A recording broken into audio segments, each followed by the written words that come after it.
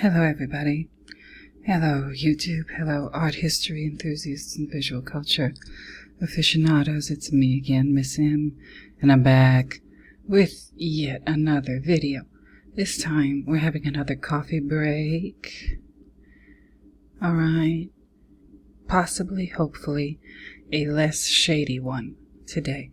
But, today's coffee break video is kind of, or I'm hoping that it's kind of going to be a continuation of this art talk video, paywalls and bullhonkery. I was really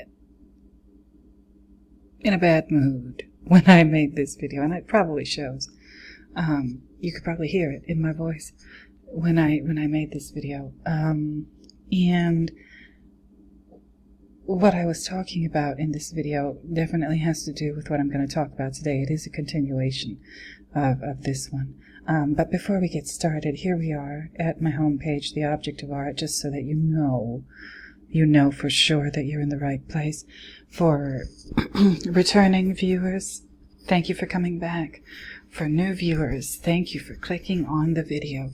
And please do consider liking, subscribing, commenting, sharing, and etc. if you enjoy the material. And that's all I'm going to say about that for now. Want to get the church announcements out of the way. And what did I want to talk about today? I don't know how long this video is going to be. I hope it's not too long. But it's kind of a continuation, not just of this paywalls and bullhonkery video, but also of this short that I did and this other short that I did, and what's the other one? The Banksy videos and the money laundering videos and and this fool, Inigo Philbrick. I'm just going to mention him briefly. I don't think I'm going to concentrate on him very much. And again, I don't know if Inigo Philbrick is a fool. Maybe he's not a fool. Maybe he was just running a sting because, well, you'll see. You'll see when I get into the articles, right? And there's 1, 2, 3, 4, 5, 6, 7, 8, 9. Maybe these are not all articles, but there's 9 tabs that I want to go through, hopefully pretty quickly in this video. So go ahead and get yourself a cup of coffee or tea or whatever it is that you enjoy drinking and get comfortable, because I have a feeling this is going to be fun. A whole lot of fun. So let's get started, right? This is the article that kind of inspired me. My first, I guess, impetus to do this video. Art in America. From May 5th, 2022. Spread the wealth. Spread the wealth. And of course, as always, I'm going to leave all these links in the description for all these articles, whether or not you're able to read them. Doesn't matter. Like I said, paywalls. Oof. They get on my nerves. And maybe I'm wrong. Maybe I'm wrong, but don't I have the right to be wrong even if I'm wrong? Anyway, spread the wealth. This is from May 5th of this year. And it starts off with this sentence. In 2012, the Edvard Munch painting The Scream sold for $120 million at auction, prompting journalist Adam Davidson to write in the New York Times, the art market is a proxy for the fate of the super rich themselves. That's interesting.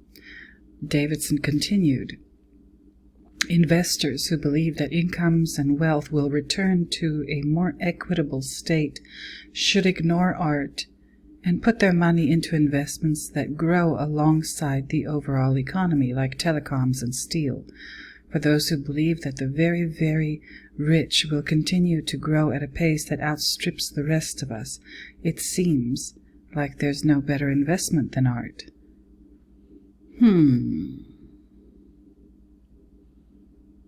Interesting. Okay, so that is what this journalist wrote in 2012 in the New York Times. Oh, and I just subscribed to the New York Times because Please forgive me. There are articles in there that I would like to have access to in order to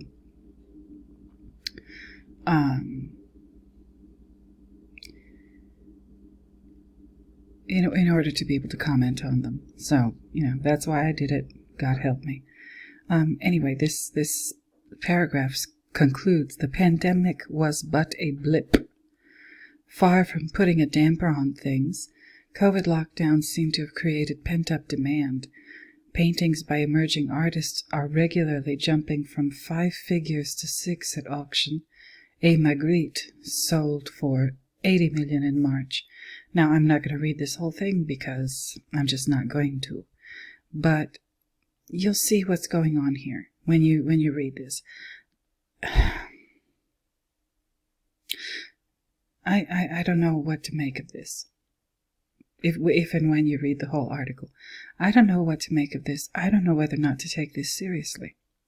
Because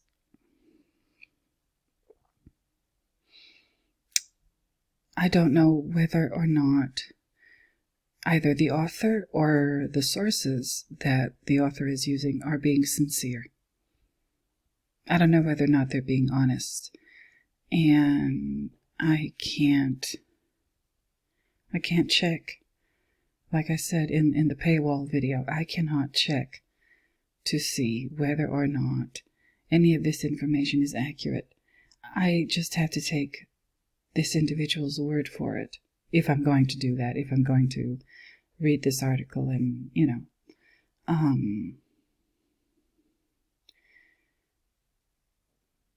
get anything out of it. I don't know. Obviously, I'm a little bit, skeptical, but I don't want to comment in one way or another. I will read this little bit before I kind of jump away from this. For art critic, now this, I guess this is the author talking. For art critics like myself, what the hell? No, you didn't. Okay, let me try that again.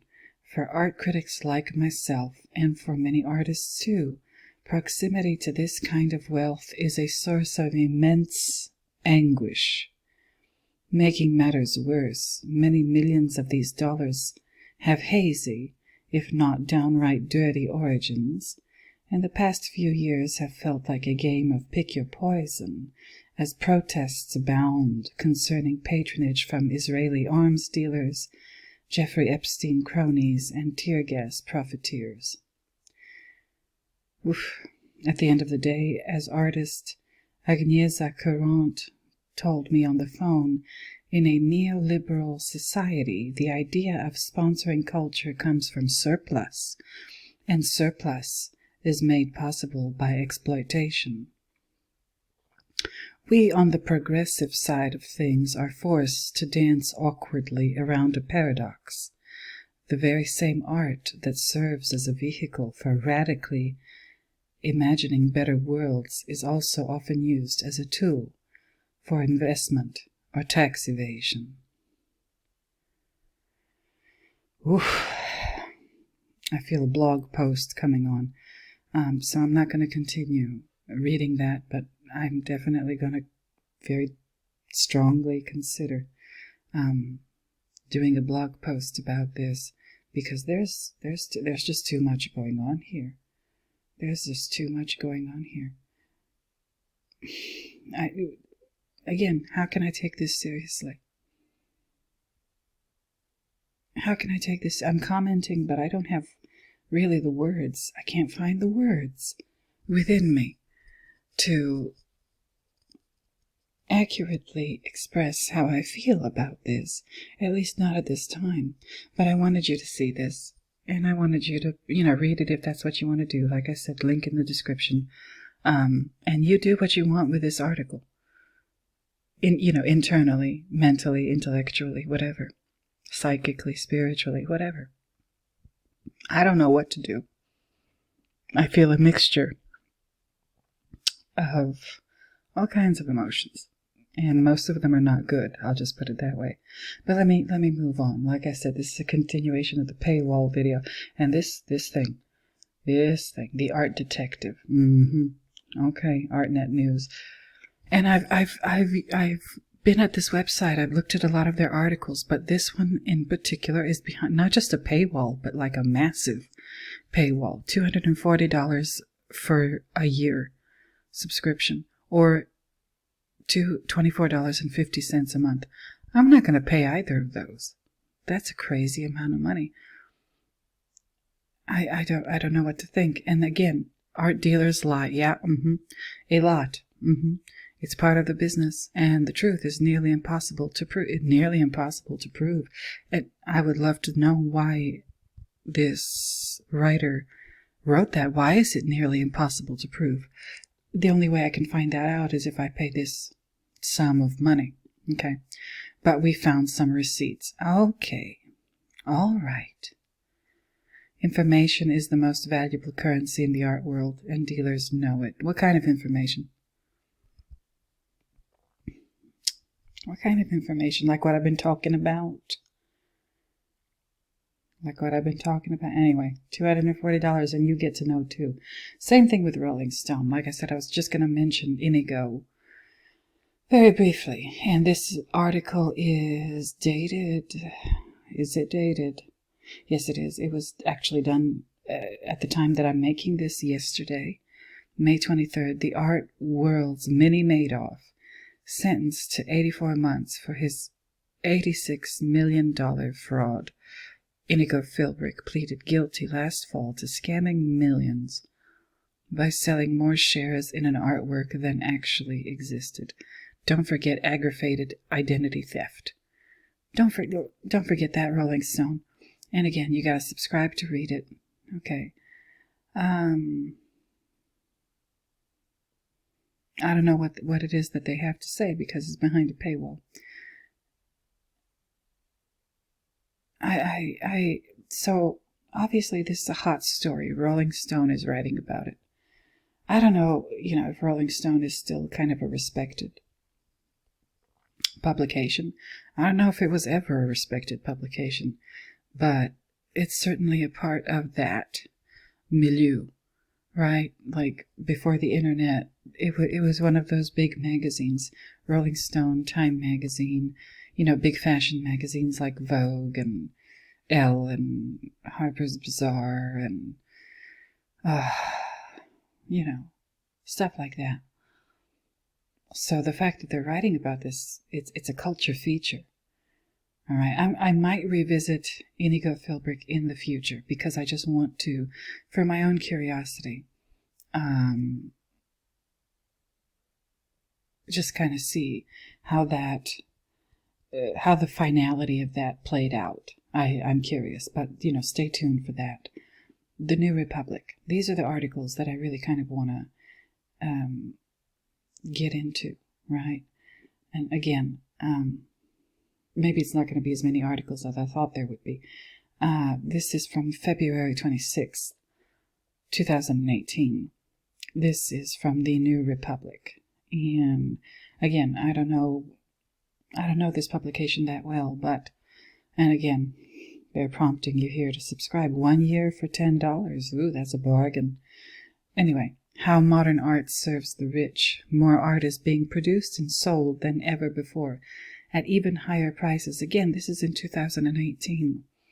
That's roughly 2 years before the pandemic got started. This is what they were writing in 2018. More art is being produced and sold than ever before, at ever higher prices. Just that line alone is got me all kinds of suspicious. All right. I'll read it again. Sometimes it's good to sort of read things. This looks like a perfectly innocent little sentence, but there's, so many questions. More art is being produced and sold than ever before, at ever higher prices. I wonder why that is. Lord, if I could just say what I wanted to say. They're already censoring me. Hello, I talked about it in my coffee video, one of my recent coffee videos. They're censoring my Hunter Biden videos. If I want to boost a post on Instagram and it has to do with Hunter Biden, they reject it. So I gotta be careful, I guess. Anyway, let me try this. During the late 1950s and 60s, Robert and Ethel Scull, owners of a lucrative taxi company, became fixtures on the New York gallery circuit, buying up the work of then emerging I hate when this happens. Then emerging abstract, expressionist, minimalist, and pop artists in droves, described by Tom Wolfe as the folk heroes of every social climber who ever hit New York.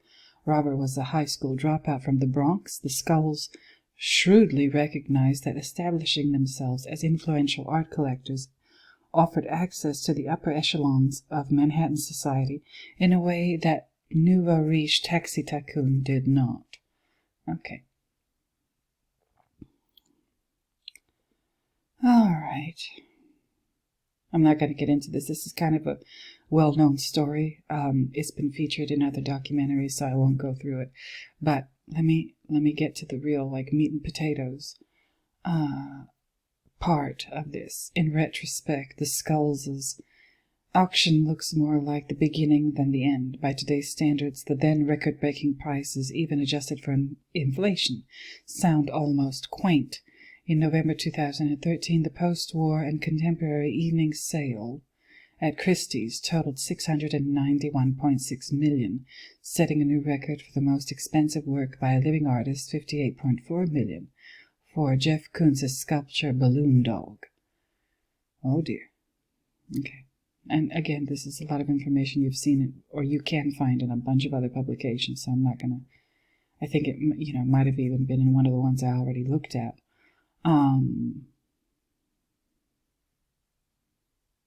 In her 2014 book, Big Bucks, The Explosion of the Art Market in the 21st Century, the veteran art market reporter, Georgina Adam, surveyed the forces that propelled the stratospheric rise in the market for contemporary art, attempting to explain why, for instance, one version of Andy Warhol's 1963 print Liz could sell for $2 million in 1999, and another from the same series for $24 million in 2007, only a few years later. What was once a niche trade, overwhelmingly based in the United States and Western Europe, was expanded into a global industry bound up with luxury, fashion, and celebrity, attracting an expanded range of ultra-wealthy buyers who aggressively compete for works by brand-name artists. Wow. Wow. They're still not really saying anything. Have you noticed? New Republic. I mean, more art is being produced and sold than ever before at ever higher prices. How modern art serves the rich. Now, I'm still looking for something juicy. Art's implication in networks of money and power is hardly a contemporary phenomenon. Okay, cool. They're giving us a little art history lesson. All right. The fall of communism in Eastern Europe. Okay, that has something to do with something, allegedly. Lots of new museums. Sotheby's, Christie's. All right. Auction houses.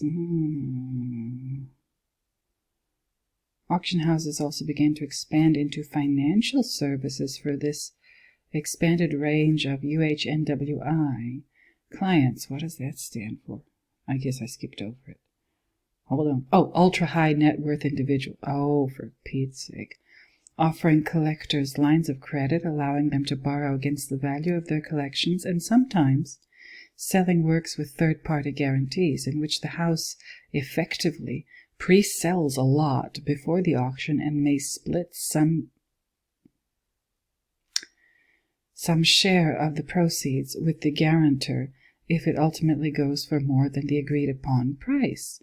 The result is that the prices for contemporary art have risen higher and higher, which in turn attracts new buyers, many of them drawn in by the money alone.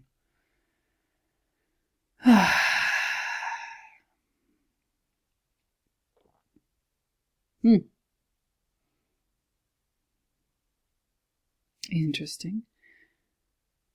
Critiques of the art market's rise often revolve around anxieties about art's commodification. Okay. What happens to the notion of art as a public good when its value is primarily measured in dollars? Okay, lady. No, I shouldn't say that. I don't know. I need to check the author's name again. But, what was it measured in before? This sentence just blows me away. What happens to the notion of art as a public good when its value is primarily measured in dollars? This sentence assumes that art was, that there was a time when art used to be considered as a public good. Is that even a provable statement?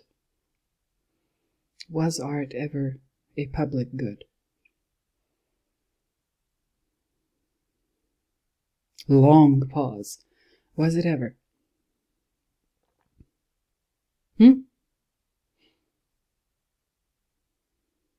I don't know. I don't know if that question can be answered with a yes or no. I don't think it can. I really don't think it can, but that's just me. Maybe that's my cynicism. I don't know. But that isn't the only thing at stake. In the book's final section, Adam examines the ways in which the notoriously secretive art business, coupled with lax regulatory oversight, has enabled vast sums of money to change hands without public scrutiny. Oh, they're saying it without saying it. Oh my, they're saying it without saying it. They're saying it, but they're not saying the quiet part out loud yet. I need to keep skimming. Money laundering, stolen property, and shady self-dealing. The so-called Bouvier affair. I'm not going to read into this. I'm not going to read up on this. Not now, anyway. The owner, Yves Bouvier, the owner of an art shipping and storage empire.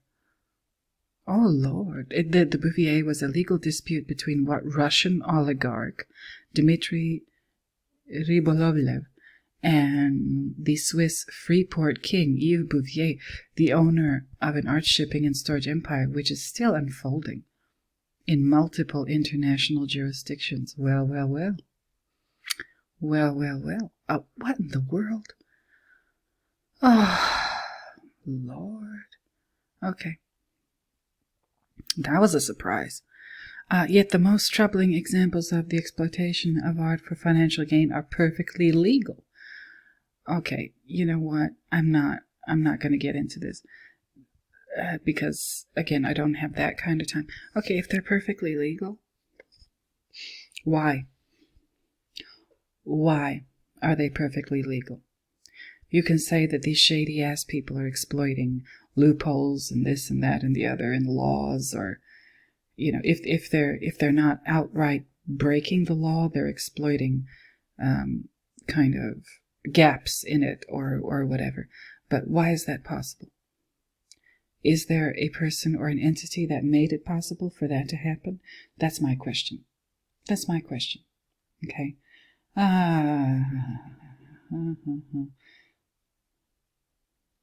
Oh, well. Okay, but while Adam paints a detailed and convincingly dire picture of the art world's excesses, she never fully probes its implications. Perhaps ironically, its central weakness is her narrow focus on the activities of the art market itself. Her book largely brackets an exploitation of the art market from the broader context of rising income inequality, economic exploitation, and staggering concentrations of wealth in the hands of the very few, all of which have enabled activity at its upper reaches to continue unabated despite global downturns in other financial sectors. What the hell? Its central weakness is her narrow focus on the activities of the art market itself. Her book largely, I have to read that again, I'm sorry. Her book largely brackets an exploitation of the art market from the broader context of rising income inequality. Oh, for the love of... exploitation of the art market.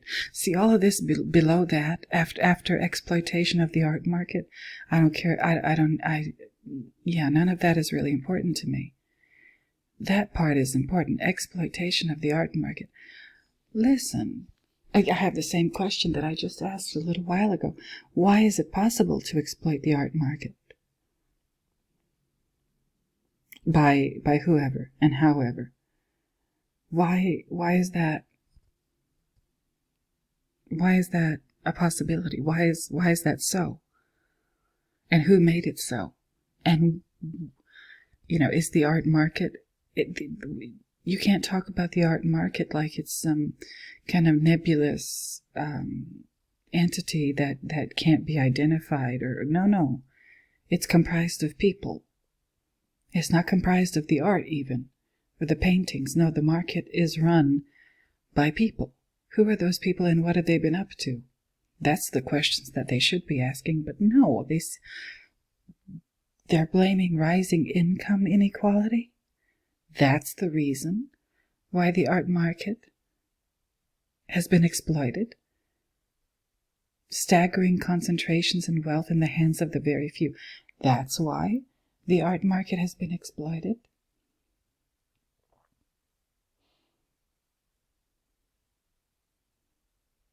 I mean, this is maybe a very crude analogy, but I'll use it anyway.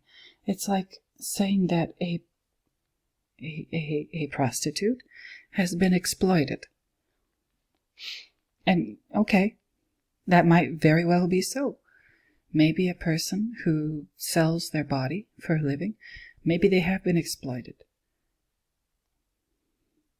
But how can you tell the difference between when they have and when they haven't been exploited, when they're in that kind of business already? The business of, selling their bodies. I know it, like I said, I know it's a crude analogy, but I can't think of a better one right now. Let me keep going. Is there more? Oh, no, this is not much more. Moreover, the question of where the money comes from and where it ultimately goes is only a passing concern here. It's no coincidence that the world's most prominent art collectors include Walmart heiress Alice Walton, the Sackler family, they've been in the news lately, Porju Zabludovic, whose family fortune has its origin in arms dealing, and hedge fund founder Daniel Och, whose firm paid millions of dollars in bribes to government officials in several African countries in exchange for mining rights. No doubt they'd rather be remembered for their patronage of the arts, Lord, than for profiteering off of human misery. Well, what about that here it is, these are, I guess, related subject, art market. I wonder how the art market feels, if it's an entity in its own right, like they make it sound. How does the art market and the people who work in it, how do they feel about catering to people like this, these no-goodniks? Is that ever discussed, or are their hands like, other than people like Inigo, who got caught because he got caught. Maybe he tried to do a little too much, a little too quickly, right? Or, like I said, he's running a sting. But, let's just say that the story about Inigo Philbrick isn't kind of weird. That there's there's no funny business in the story. And it perfectly makes total sense. Okay, Inigo Philbrick got caught.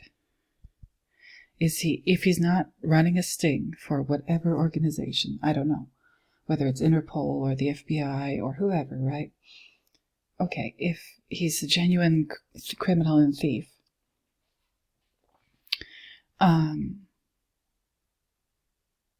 why did he get caught and nobody else did? Like I in my Philbrick video, I did feature one other guy that I could find. If I could, if I had the time and the free time to research this a little bit deeper, I could probably find a lot more names. But these cases aren't common knowledge. When an art dealer or somebody in that area of activity, when they get into trouble, it's not plastered everywhere. So you have to dig deep for that information. And if and when you find it, you find shit like this where you have to pay to see the information, or this here, right? Yeah, truth. The nerve of you. The nerve of you. And they used Barbara Kruger's work. Wow. How maybe this is appropriate in some way. I don't know. I'm not throwing any shade, but oh, Lord. Lord. Let me get on to the articles that I actually had to pay so I could look at them for you. New York Times. I think this is kind of an old one. Well, no, not too old, but, pre-pandemic. December 18th, 2019. A great wealth transfer is coming. What will it mean for art? The fuck? This is what they're worried about? Whoever wrote this, I still don't know. A great wealth transfer is coming. What will it mean for art? More than 15 trillion in assets is expected to be passed to younger generations in the next decade, including a lot of art. But will they want it?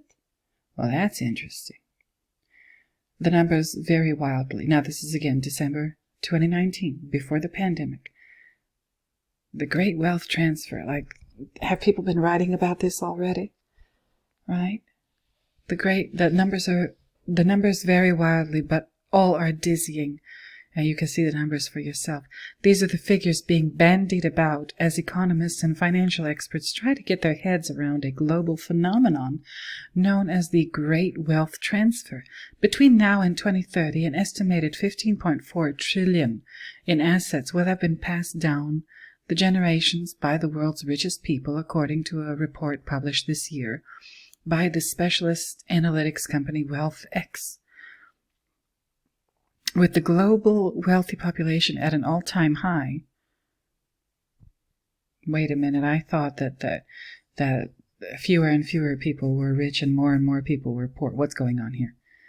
Okay, the next 10 years will see the biggest ever wealth transfer in modern history, said Main Shaban, the Director of Research and Data Analytics at WealthX, whose report concentrates on people with net assets of 5 million or more, the richest 0.1% of global society. The WealthX report estimates that America's wealthiest will pass on 8.8 trillion of assets over the next decade. Wow. Most of those assets will be financial, stocks, bonds, and trust funds, illiquid assets like real estate and investments of passion, including our investments of passion. I've never heard of it referred to that way. Okay.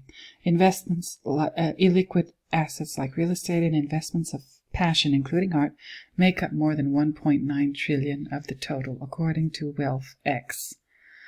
Oh my God. This is interesting. But will today's wealthy 30-somethings and 40-somethings develop a passion for buying art that will maintain its price? Oh, the nerve of this article. Digitally minded millennials' widely observed preference for experiences rather than possessions might suggest otherwise. Oh, this is pissing me off. The nerve, and the nerve. I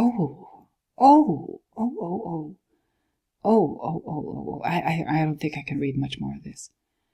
I think that's all I needed to see. I really do. You can read it. I'll provide you with the link, but no. I'll read the very last little paragraph. WealthX. Who the hell is this WealthX? WealthX in its report said that while the fundamentals of wealth transfer perpetuate, the external environments will continue to evolve. So too will how the wealthy spend their money. Oh, the nerve. Now, you guys, compare this to my other videos about this matter. Compare this to did I say this was a coffee talk or coffee break video? No, I'm going to have to make it into something else. This is, you can still enjoy your coffee or your tea or whatever, but this is gonna, oh no, this is much more, this has got a lot more substance than just a coffee talk video. This deserves its own little space on my video collection. No, remember my other videos, and I can't think of all of them right now, but I talked about how these works of art are bought with the intent of committing fraud of some kind, whether it's money laundering or whether it's using them as collateral, fraudulent, fake collateral in loans to buy stuff like real estate. So basically, again, I'm not an economist, I'm not a lawyer, I'm not an accountant, nothing like that. But what it's looking like to me is these young people that they claim no longer will have an interest in this art that their parents bequeath to them. What it looks like to me is that these young people, or this next generation of the ultra-wealthy, realize that what their parents were doing with this high-priced art, they know that those prices are inflated. They know that their parents might not have even really paid those prices. They know that they were either a front for money laundering or kind of like coupons or tickets or receipts for shady dealings like drugs and arms running, and or, again, fake fraudulent collateral for loans. Of course they're not, these works of art have served their purpose. And if the trend that I see kind of brewing or that I predict will continue is that these people are getting busted. Like I said, Inigo might very well be, maybe not the first domino to fall, but he's one of he's indicative of something that's going on behind the scenes. I've covered, oh no, this is going to be a true crime video. Yeah, no, forget the coffee. You can have the coffee and the cookies and everything, but no, this is a true crime video. It started with my little rant about this here, and because of these damn paywalls. But no, here I am dealing with some deeper issues. I did not anticipate this. No. But something is brewing behind the scenes that, again, they're very good at keeping under wraps, or they're very good at kind of not really talking about. If you've noticed these articles, whether it's, this one, not that I got to read it, this one, I can kind of predict what's going to be in here, but, this one, they're not talking about the criminal aspect. This one too, this great wealth transfer article from 2019, they're not talking about this criminal stuff that obviously the authorities are aware of. Obviously, if you know where to look, people are writing about, but again, those are kind of, they're, even when they do write about that aspect, the criminal one, they don't go as far as they could go. And I'm wondering why. I'm really wondering why. Let me go on to this other article that I actually paid to be able to bring to you and show to you. What is this? It's the economy. Okay. How the art market thrives on inequality. Oh, God, not again. Let me see when the day... Oh, this is from 2012. Okay. And this is from a couple of days ago. Well, gosh, how original. A few weeks ago... What the hell? Wait a minute, let me see this again. That's why it looks so familiar. They both mention...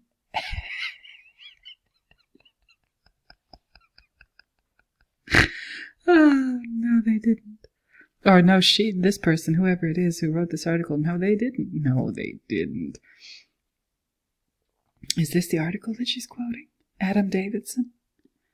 Adam Davidson. Okay, so this is from, okay, I found the connection. All right. No, it's not plagiarism. That's not, I'm just astounded by how, in 2012, they were talking about this, and she's talking about it, or this author is talking about it, and they put a certain spin on this that doesn't make sense to me.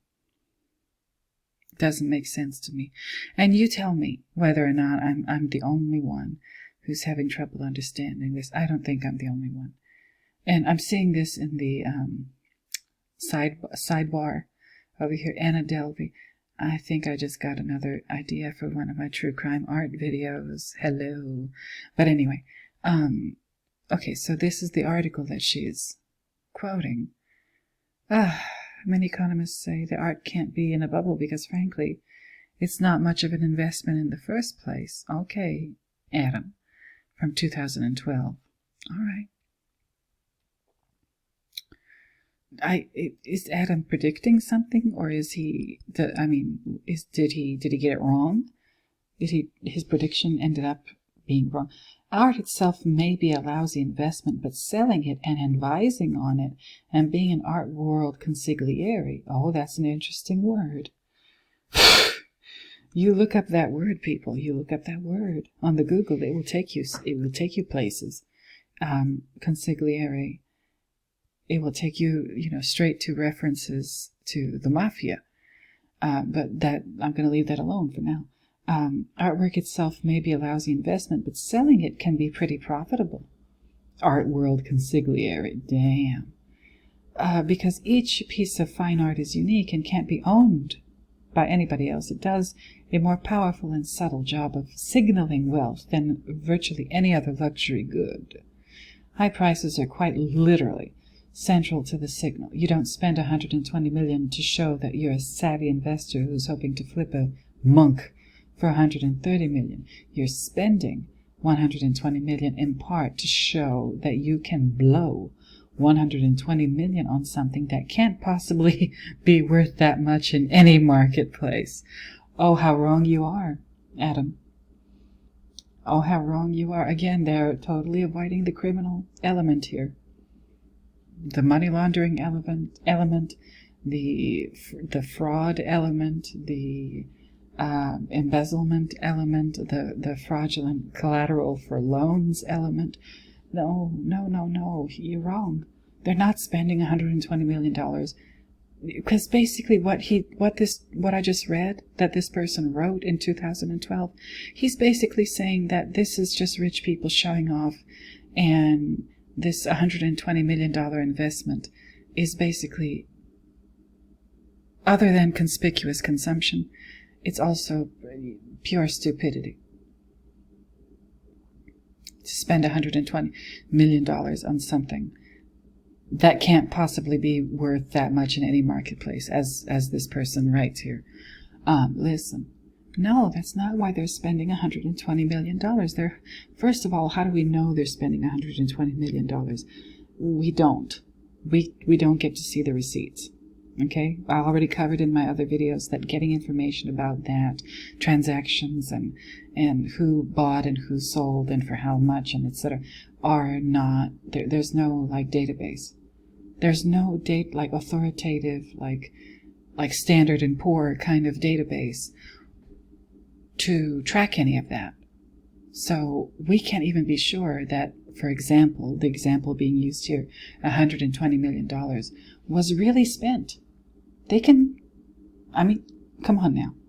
Nobody likes to think in this direction, but yeah, lies can happen in every conceivable way, and that's just one.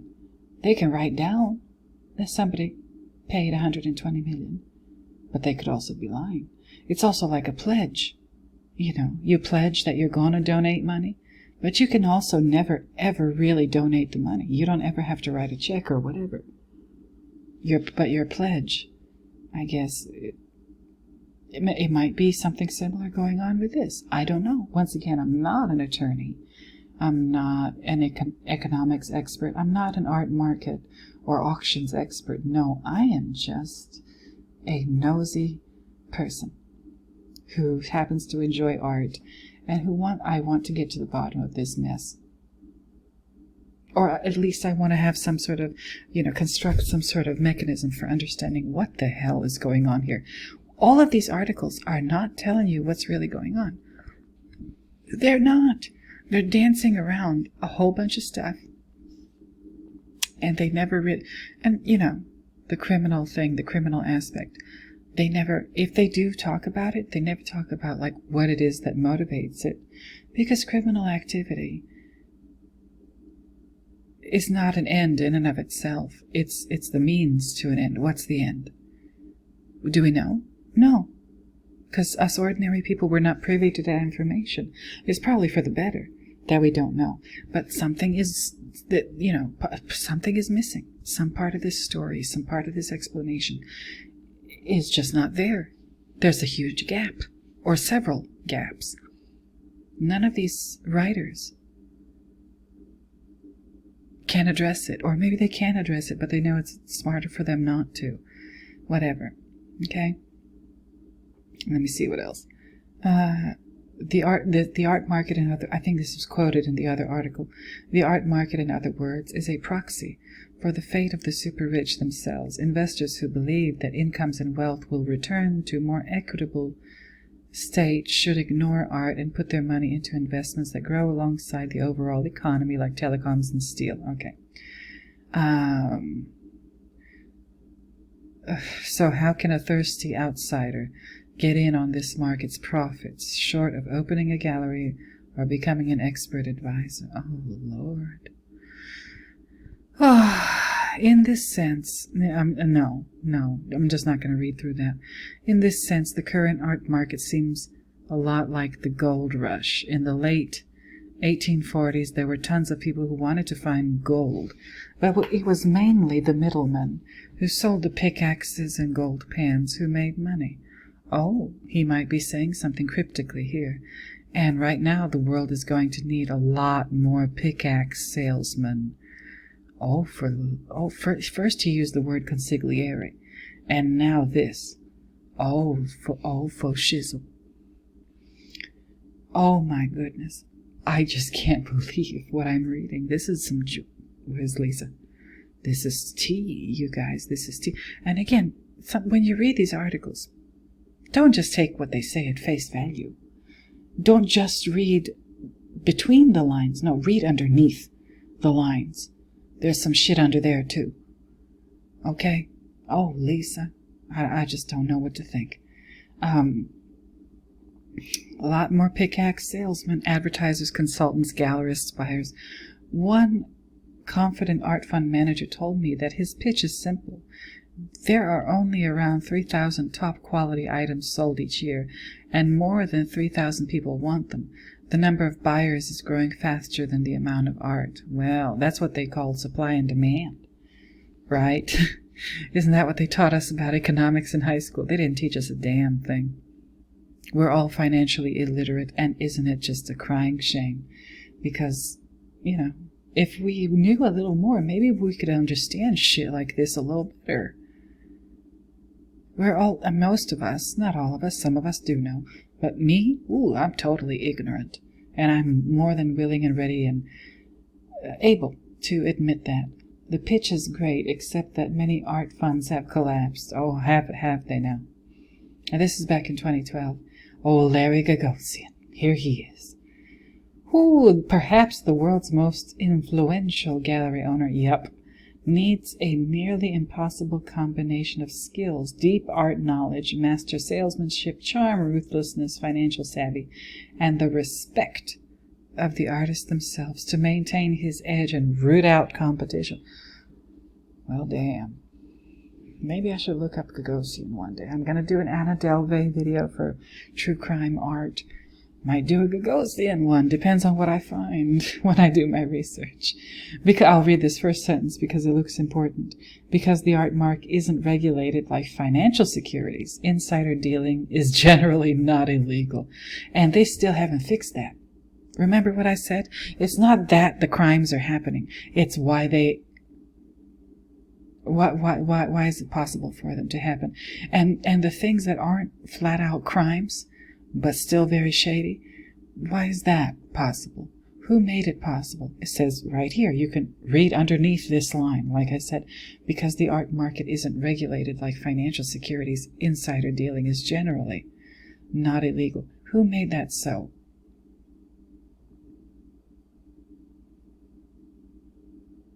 And who is refusing to fill in those gaps in the law with putty or cement or whatever? That's what I want to know. As I talked to art advisors and economists, I kept thinking of my child. Oh, good heavens. Yeah.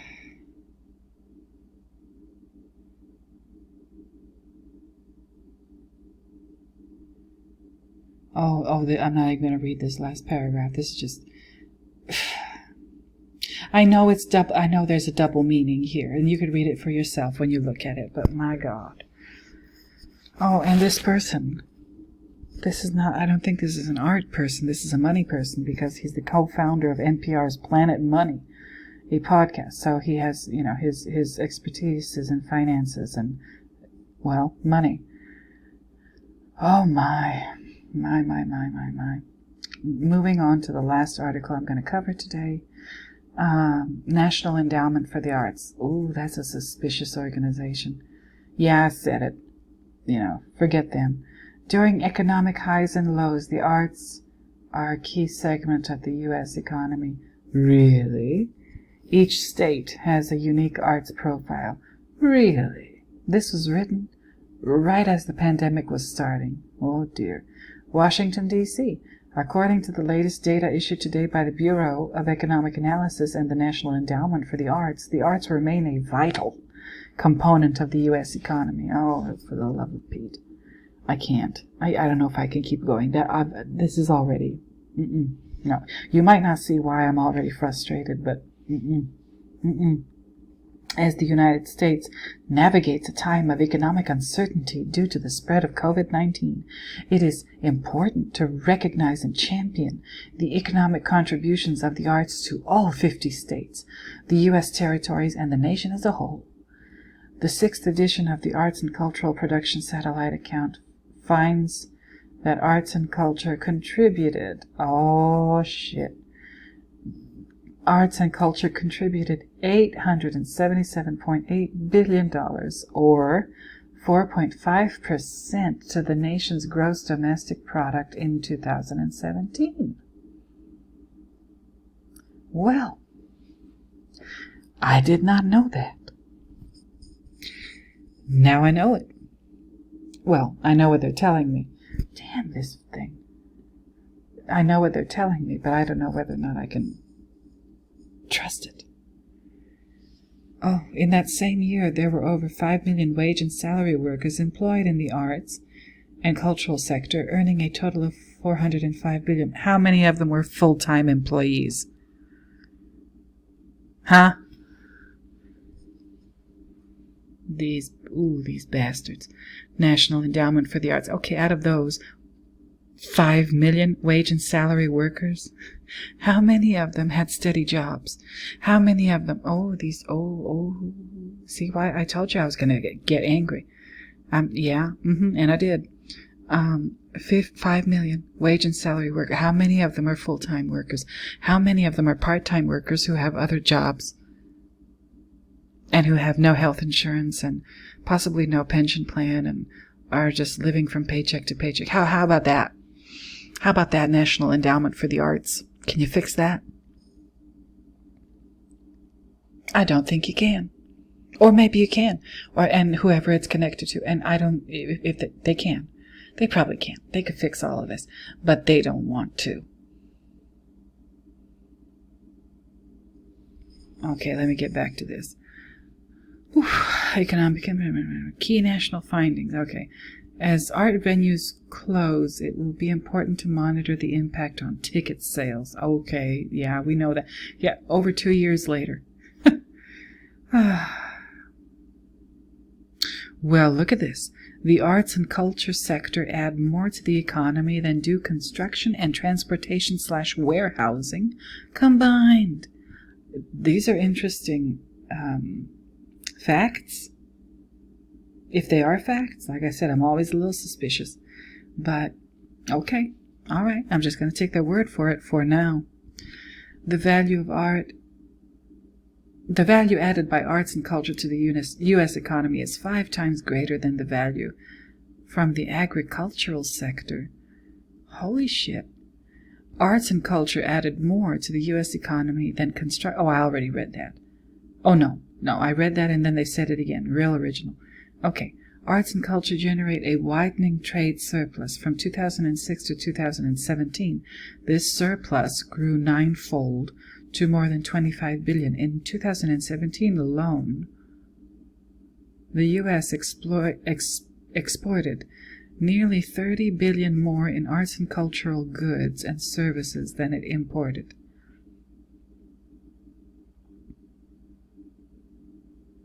What? What are these numbers based on? Are they based on like actual sales of physical art, or are we talking about like concerts of bands that tour, or like music purchased, or, you know, I guess they said ticket sales. That could mean anything. That could mean anything. Okay. I don't know. Like I said, I'm always a little suspicious, and now I'm seeing, yeah, I'm right to be suspicious, because they don't tell you what these numbers are based on. Where's the notes?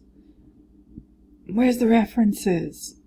Where's the reports that they did and the data they gathered? I don't see it nowhere.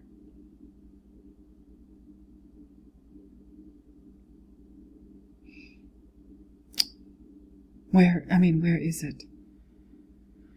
Oh, the sector has shown capacity for rapid growth. Again, what is that based on? The money? I am sorry. I'm sorry about this thing. My email notifications keep interrupting me. Where was I? Yeah, like, what are they basing this shit on?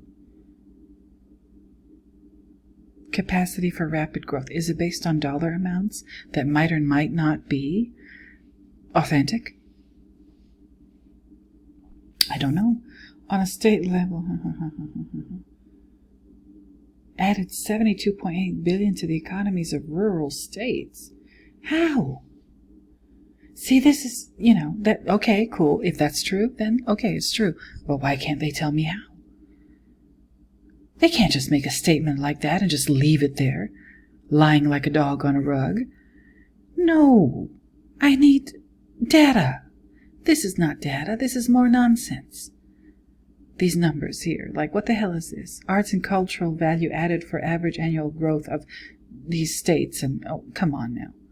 Arts-related retail trade contributed considerably. How do they track all this stuff? If they do track it to begin with. See, okay, listen. I'm angry that I found this, but I'm glad at the same time, because this is it. This is it. You're looking at it. Fuckery in action. Now you know what it looks like. Now you know what it looks like. Every single line of this article is questionable. Where are their sources? Where are their notes? Oh. Okay, I'm still going to leave the link because that's what I do.